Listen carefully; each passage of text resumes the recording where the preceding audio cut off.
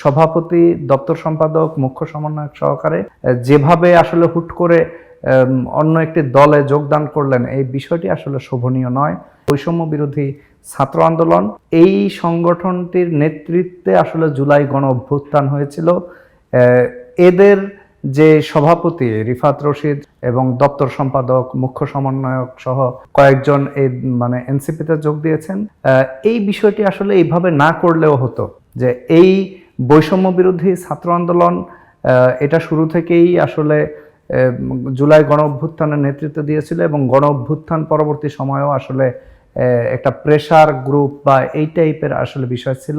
অন্যান্য রাজনৈতিক দলের মতো বৈষম্য বিরোধী ছাত্র আন্দোলন বিষয়টা কিন্তু এক জিনিস না। আসলে তাদের জন্য কোনো রাজনৈতিক দলে যাওয়াটা শোভনীয় নয়, কারণ তারা কোনো একটা পক্ষের হয়ে যাবে, কোনো একটা সীমিত পক্ষের হয়ে যাবে।